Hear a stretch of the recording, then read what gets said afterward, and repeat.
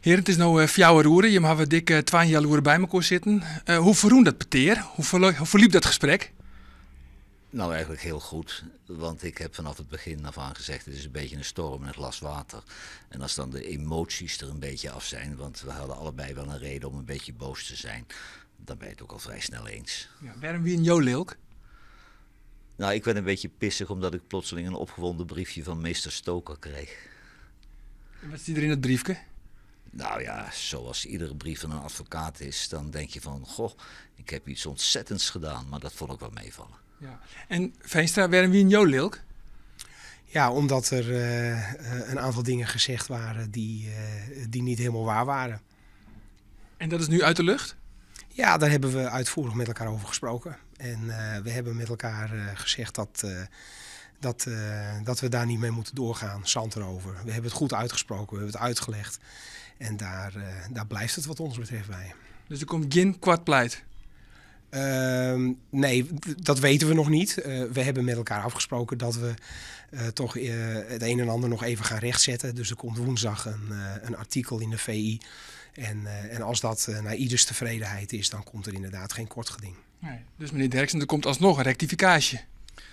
Nee, want een rectificatie hebben we geweigerd. Maar we hebben toen de affaire speelde, hebben we wel aangeboden.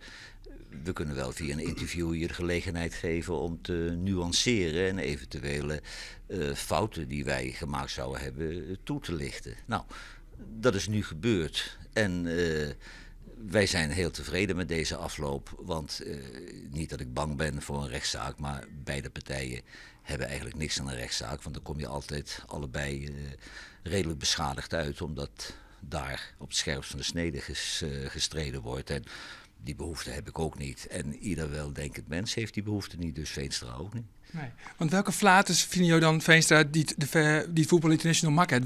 Waar vallen jou dan correct door? Nou, ik heb er geen behoefte om daar nu op in te gaan. We hebben dat met z'n tweeën goed besproken.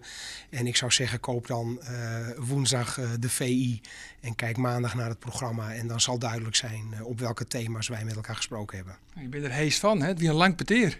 Nee, dat komt net trot peteer.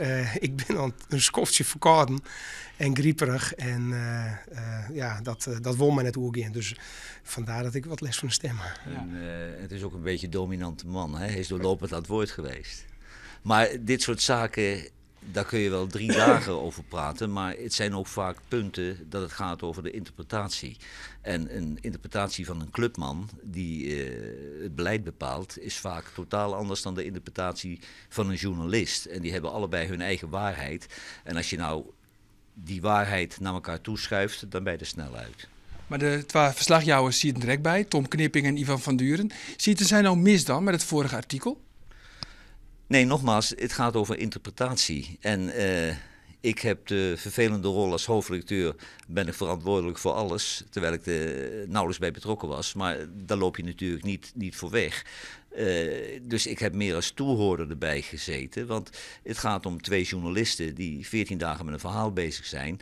En het gaat om een voorzitter die vindt dat hun interpretatie niet helemaal juist is, dat hij daar een beetje onrecht mee aangedaan is. Nou, en als we dat nou uit de wereld kunnen helpen, dan zijn we allemaal weer blij en dan gaan we weer met een schone lei verder. Ja, maar toch zit hij hem hier dus 2 jaar in dit kantoor. En Johan Verzels, oude Nouage, de VI lezen en de column van meneer Derksen. Nou ja, dat logen niet om. Hoe bedoel je?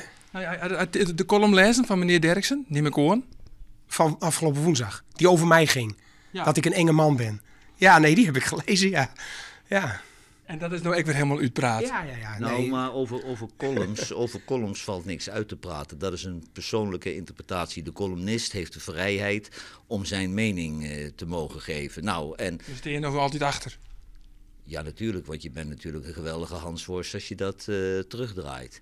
En ik heb dan de vrijheid, en een columnist die dikt altijd wat aan, om meneer Veenstra eng te vinden.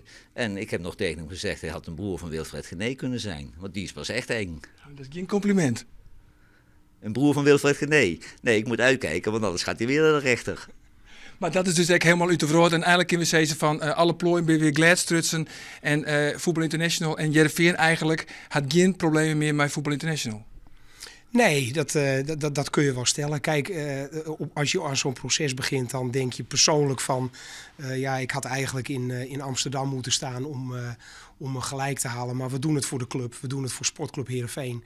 En ja, dan moet je op enig moment ook realiseren dat het beter is om met elkaar goed in gesprek te gaan. En ik ben blij dat in dit proces die opening is gekomen. En dat we daar een paar uren met elkaar over gesproken hebben. En dat de zaken uitgesproken zijn. En daarmee kunnen we ook gewoon weer met elkaar verder. Op basis van initiatief wie dit nou om bij elkaar te komen? Advocaten die hebben de plicht om met elkaar te spreken voordat een geding plaatsvindt om te kijken of partijen er nog uit kunnen komen.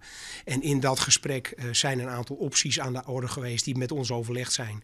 En daar zijn wij uiteindelijk uitgekomen. Ja, maar wie is nou de advocaat van VI die het in de advocaat van voetbal van Heerenveen? Misschien is het wel verstandiger om gewoon even bij elkaar te zitten. Of wie het oorsom?